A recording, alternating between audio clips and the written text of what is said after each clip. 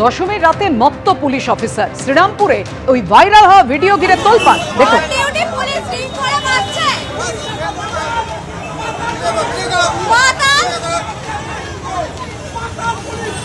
Police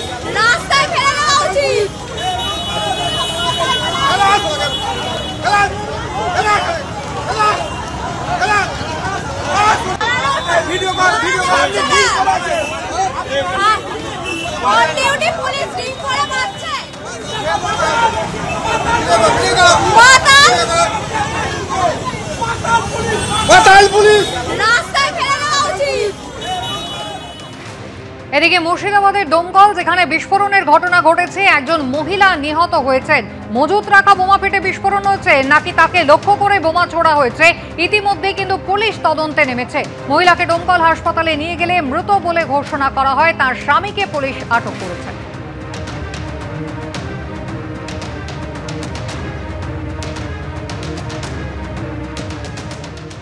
আবার চাঁদার জুলুম। কোচবিহারের চাঁদা না দেওয়ায় স্থানীয় বিজেপি নেতার ছেলেকে পিটিয়ে খুনের অভিযোগ ঘোকসাডাঙ্গায় ক্লাব সদস্যদের বিরুদ্ধে।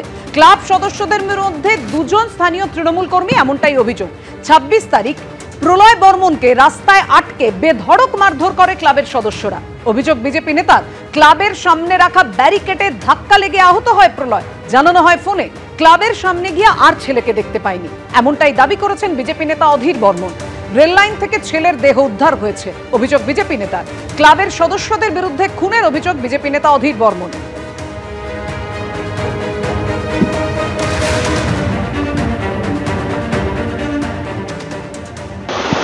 কথা কাটাকাটি হওয়ার পরে হয়তো দু চারটা বসিয়েও দেয়। বসিয়ে দেওয়ার পরে যখন হয়তো দেখেছে যে একটু এদিক সেদিক জায়গায় লেগে গিয়েছে, যখন দেখলো যে ছেলে তো ফিনিশ, এখন কি করবো, বাস ওই যে বলহরি ট্রেন লাইন দিল, আর আমার তো বুকটা খালি হয়ে গেল। সে ছেলেই তো নাই, এখন আমি ওই গাড়ি আর মোবাইল এগুলোতে কি হবে আমার? চাঁদার জুলুমের বলি এক যুবক। চাঁদা না দেওয়ায় কোচবিহারের ঘোকসাডাঙ্গায় স্থানীয় এক বিজেপি নেতার ছেলেকে পিটিয়ে খুন করা হয়েছে, এমনটাই অভিযোগ ঘোকসাডাঙ্গায় ক্লাব সদস্যদের বিরুদ্ধে, যাদের মধ্যে দুজন স্থানীয় তৃণমূল কর্মী বলে অভিযোগ। ২৬ তারিখ নিহত ওই প্রলয় বর্মনকে রাস্তায় আটকে প্রথমে বেধড়ক মারধর করা হয়। বিজেপি নেতা এমনটাই অভিযোগ করেছেন। ক্লাবের সামনে রাখা ব্যারিকেডে ধাক্কা লেগে প্রলয় আহত হয়, এমনটাই ফোনে জানানো হয়। ক্লাবের সামনে গিয়ে কিন্তু পরিবারের লোকেরা ছেলেকে দেখতে পাননি। রেল লাইন থেকে তার দেহ উদ্ধার হয়। বিজেপি নেতা এমনটাই অভিযোগ করছেন। তৃণমূল এবং বিজেপি কি অভিযোগ এবং পাল্টা অভিযোগ দেখুন। খুন অথবা দুর্ঘটনা যাই হোক না কেন, চাঁদার ঘটনাকে কেন্দ্র করে দীর্ঘদিনের আমাদের কার্যকর্তা অধীর বর্মন, তার ছেলে মুহুরীর কাজ করত, তার সঙ্গে এই চাঁদা নিয়ে কথা কাটাকাটি হয়।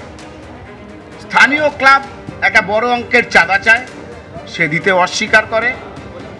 এখান থেকেই সূত্রপাত ঘটনার, এবং পরবর্তীতে আমরা যা জানতে পারলাম ২৬ তারিখ অধীর বর্মন থানায় গিয়েছিল এফআইআর করার জন্য। থানা কিন্তু সেই এফআইআর গ্রহণ করেনি।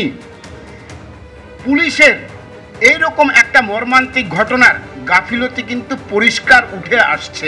এফআইআর করা হয়েছে, সঠিক তদন্ত করে যারা যারা, সে তৃণমূলের নেতাই হোক বা অন্য কেউই হোক, এই ঘটনার সঙ্গে জড়িত আছে, তাদেরকে দৃষ্টান্তমূলক শাস্তির আমরা দাবি জানাচ্ছি। যে ছেলেটি মারা গিয়েছে তার বাবা, কথার কোনো প্রত্যুত্তর আমি দেব না, কারণ শোকার্ত বাবা তিনি তার মতো বক্তব্য রেখেছেন। তবে এটুকু বলি যে যে কোনো বিষয়কে রাজনৈতিক রং লাগানো, এই যে কালচার, এটা অত্যন্ত দুর্ভাগ্যজনক, এবং বিজেপি সেই কালচারটা বরাবর করে আসছে। বিগত দিনেও আমরা কোচবিহার জেলার বিভিন্ন প্রান্তে দু একটি খুনের ঘটনা দেখেছি। বিজেপি যেভাবে লাফিয়ে গিয়েছিল, পরবর্তী দেখা গিয়েছিল সেগুলো ব্যক্তিগত কোনো বিষয়ের খুন বা অন্য কোনো ঘটনার জন্য খুন, তার সঙ্গে রাজনীতির কোনো যোগসূত্র ছিল না। এক্ষেত্রেও আমরা প্রত্যাশা করি যে এ ধরনের কোনো রাজনৈতিক বিষয় নেই, এটা অন্য কোনো বিষয় হতে পারে। পুলিশই তদন্ত চলছে, পুলিশ তদন্ত করে যথাযথ কি বিষয় সেটা তুলে ধরবে। এদিকে দিনহাটার বেটাগুড়িতে বিজেপি নেতাকর্মীদের বাড়ি ভাঙচুরের অভিযোগ। ৪ জন বিজেপি নেতাকর্মীর বাড়িতে হামলা হয়েছে, এমনই অভিযোগ। তৃণমূল কংগ্রেসের বিরুদ্ধে, যদিও সেই অভিযোগ অস্বীকার করেছে শাসক দল।